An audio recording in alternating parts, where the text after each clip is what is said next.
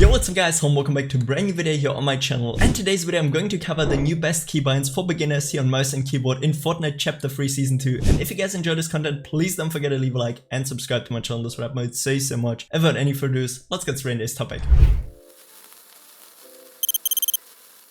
And yeah guys, as you can see here, we're right now in Fortnite actually itself, and one of the first things I want to talk about, which in my opinion is actually not getting talked about enough, is actually applying a stretch resolution can help you out so much with your in-game mechanics, you know, because like everything is like a little bit slower here in Fortnite itself, you know, like when you're trying to go for, I don't know, like a specific edit or something like that, you have way more distance, better said. Like this is like the best way to explain it, you know, and especially if you're like a beginner on mouse and keyboard here on Fortnite, having like a little bit more time for a certain edit can actually help you out a lot. This is like how it was with me, you know, like back in chapter 1 I also switched to stretch resolution, like literally out of nowhere I could do stuff like this here once I actually switched to stretch resolution, you know what I'm saying. Like this is actually like super smooth and everything, and so many people underestimate how much power actually a stretch resolution can have, because as mentioned, everything is just like a little bit slower, you know, and all that stuff. So therefore I just want to say this real quick before we're gonna go into the settings. And yeah, of course, for the frame limit guys, limited to anything which is like realistical for your PC. Let's just say that you're running like, I don't know, like a 1650, probably like 240 FPS or 180 should be like the best, because you're probably running like a 144 Hz monitor. I'm rocking right now here 3070 Ti, so I can easily put it to like 360 FPS to make it a little bit smoother, you know. But I'm not gonna keep it actually to unlimited, because then my PC is just gonna produce like those extra frames which I might actually like sometimes hit in arena, which is just gonna heat up my graphics card. So therefore, yeah, I just keep it here to 360 FPS actually. For the brightness, just simply keep it to 150, user interface contrast 1. For the colorblind mode, we're actually using now do turn up set to 5, and I just made a video recently guys explaining why this is so good to see enemies outside of the zone. For the rest, I'm just using the performance mode with all of the lowest settings, you know, just to make sure that I get actually like a max FPS in Fortnite itself. Then next up, for the game settings themselves guys, just simply copy everything here, you know, like definitely utilize confirm edit on release guys. It will help you a ton to actually become faster in Fortnite with all the edits and everything. And yeah, then for the rest guys here, of course, put your matchmaking region directly on the region where you're from, because otherwise Fortnite might maybe connect you to a server which is a little bit more stable but further away, which will result in higher ping, which we don't want. Game UI HUD scale, all personal preference. I would say something like 70 to 80% is the best, because yeah, it's just like a little bit smaller, you know, so you can see everything on your screen and it's not gonna be annoying. Once we actually move over now to our mouse and keyboard sensitivity, this is something where I get tons of questions guys, and there's so much which plays into it, you know. Let's just say that we're gonna have like a mouse which weighs around like 71 grams. I think the XM1 weighs around 71 grams.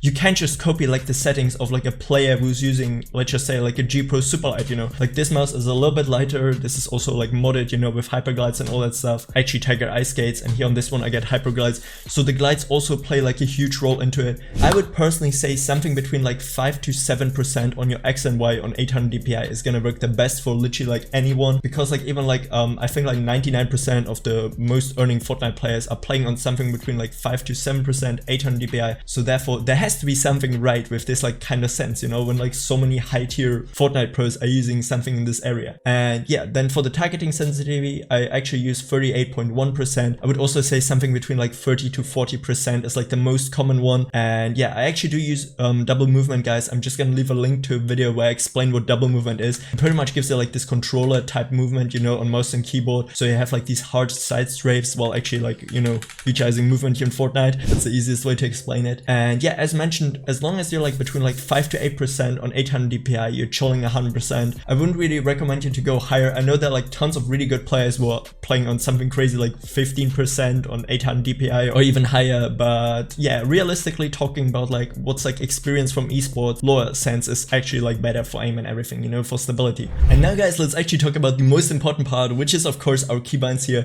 And as you can see guys, mine are super easy accessible. I got my harvesting tool on 1, weapon slot 1 on 2, then I get my weapon slot 2 actually on B guys, and this has a very special reason guys. Like first of all, B is like super easy accessible, you know, here with your thumb just going up there. Also like in terms of like muscle memory, having like your most important weapon, okay, outside of chapter 3, you know, like before the shotgun was also like the most important one, having that one like separated kinda helps your muscle memory out, because like usually you go for a pump, you know, in a box fight, like yeah, as mentioned, besides like the current meta. But yeah, this is like what I utilized for pretty much like 2 years or something like that, like way back in like the beginning of chapter 2. And yeah, just having it on something like B is gonna help you out so much guys, because yeah, as mentioned, it like separates it a little bit and it makes the muscle memory a little bit easier, because like yeah, shotgun is the most important weapon. Then weapon slot 3 we have on 3 here, also super easy accessible. Weapon slot 4 on 4 and weapon slot 5 on F actually, because like 5 would be a little bit too far away, you know, from my actual like movement keys, so therefore yeah, just keep it there on F. Just try to find something which is like really close to your normal movement keys, guys. That's like the best way how to do it. And once we're actually gonna talk here now about my building mechanics, you can see I got my wall on my mouse button here actually, then I get my floor on Q, also super easy accessible directly